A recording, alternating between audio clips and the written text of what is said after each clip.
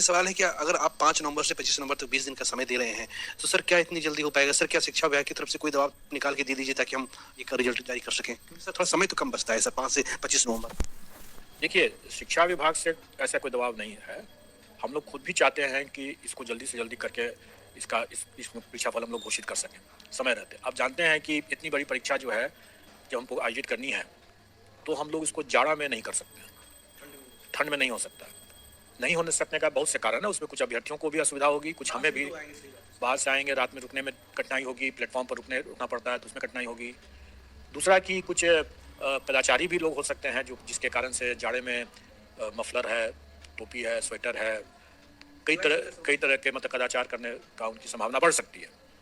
तो इन सब चीज़ों को देखते हुए या तो हम अभी दिसंबर में कर लें, मतलब शुरुआत में ही मतलब, और नहीं तो फिर हम लोग फरवरी के बाद कर पाएँ।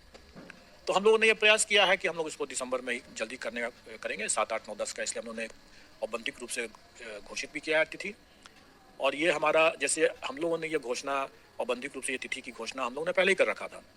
हमने विज्ञापन में के माध्यम से जो आवेदन देने के लिए हमने अधिक समय इसलिए दिया क्योंकि अभ्यर्थी अपना जो दस्तावेज है वो अपना आराम से बनवा लें और उसके बाद वो अपना जमा कर दें उसमें, इसलिए हम लोगों ने 25 तारीख तक कर दिया। लेकिन निबंधन जो है, जिसके बेसिस पर हमें पता चलता है कि कितने अभ्यर्थी इसमें आने वाले हैं, ताकि हम उसके हिसाब से अपनी तैयारियां करें, किस विषय में कितने अभ्यर्थी होंगे, इसकी तैयारी करने के लिए हमें आवश्यक है कि हमें उनका निबंधन पहले करा लें और उसके पहले ये सूचना हम लोग एकत्रित कर लें। वो हम लोग कर रहे हैं। अभ्यर्थी जो हैं वो देखिए कि अभी 2-3 महीना पहले उन लोगों ने जो परीक्षा दिया, उसमें काफ़ी लोगों ने तैयारी किया ही है उसमें। और कुछ तो जैसे प्राइमरी में बीएड वाले लोग जो लोगों ने भी उसको दिया, तो एक तरह से उनके लिए ये एक प्रैक्टिस टेस्ट हो गया, क्योंकि उसमें तो उनका होना नहीं था, क्योंकि माननीय सर्वोच्च न्यायालय का निर्देश था। तो एक तरह से उनके लिए भी प्रैक्टिस हो गया। तो मैं समझता हूँ कि कई अभ्यर्थी ऐसे होंगे जो कि दोबारा देंगे, उसमें उन लोगों की प्रैक्टिस पहले से है। उसके बावजूद अगर जो नए अभ्यर्थी भी अगर आते हैं, तो वो नए अभ्यर्थी को भी मतलब 1.5 महीना तो काफ़ी मिलता है। जैसा मैंने पहले भी कहा था कि उन्हें वही चीज़ पढ़ना है और वही चीज़ करना है जो वो बाद में जब शिक्षक बनेंगे, तो जो पढ़ाएंगे या जो पढ़ा रहे हैं, उनको वही जानकारी रहना है।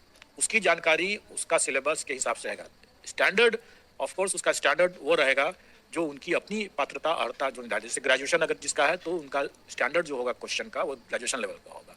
जो अगर पोस्ट ग्रेजुएशन लेवल का है तो उनका स्टैंडर्ड होगा क्वेश्चन का पोस्ट ग्रेजुएशन लेवल का। अभ्यर्थियों के सवाल ये आ रहे थे कि जैसे 6 to 8 में है, किसी का सोशल साइंस में उसने ग्रेजुएशन में हिंदी भी रखा है और अंग्रेजी भी रखा है, तो क्या सर वो जो अप्लाई करने के टाइम में क्या सर वो हिंदी सब्जेक्ट भी दे सकता है, अंग्रेजी सब्जेक्ट भी दे सकता है, या फिर वो 6 to 8 के लिए 2 अलग अलग फॉर्म भर सकता है क्या? और इसी से जुड़ा एक सवाल ये है, क्या उनकी परीक्षा वो एक दिन में होगी या अलग अलग होगी, ये क्या होगा सर? देखिए, पिछले बार भी TRE-1 में भी ये शर्त था कि जिस विषय में STET किए हैं उसी विषय में वो परीक्षा दे सकते हैं। अगर उसने 2 विषय में अगर STET कर भी रखा है तो उसमें से किसी एक को चुनना होगा उनको। वही शर्त इस बार भी है। हाँ, अगर उसने दोनों में कर रखा है, जैसे अमूमन ऐसा नहीं हुआ होगा, लेकिन मान लीजिए अगर ऐसा कोई कर लिया होगा तो उसको एक ही में चुनना होगा उसे। लेकिन इसमें थोड़ा सा एक इशू है, वो ये है कि कल्याण विभाग की भी कुछ वैकेंसी है, लगभग 1000 टोटल है। वो भी इसमें इस परीक्षा में सम्मिलित है। उसमें दो पेपर ऐसे हैं जो कि शिक्षा विभाग की वैकेंसी से मिलता जुलता है, लेकिन उसके बावजूद भिन्न भी है। वो एक है भाषा और दूसरा है संगीत कला।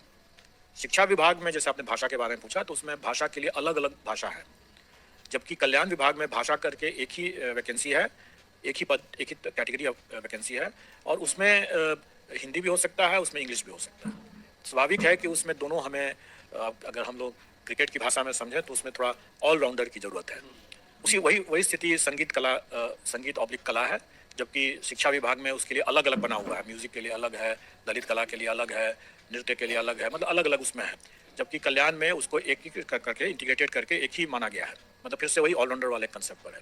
स्वाभाविक है कि इसमें जो अभ्यर्थी दोनों में देना चाहेंगे, मतलब शिक्षा विभाग में भी मान लीजिए अंग्रेजी में देना चाहें और कल्याण के भाषा में देना चाहें तो दे सकते हैं। और इसके लिए हमको भाषा, जो कल्याण की जो भाषा पेपर होगा और कल्याण विभाग का जो संगीत और कला का जो पेपर होगा, वो हमको अलग से लेना पड़ेगा, क्योंकि एक ही अभ्यर्थी शिक्षा विभाग का भी दे सकते हैं और फिर इसका भी दे सकते हैं, इसलिए हमें अलग अलग करना पड़ेगा इसको।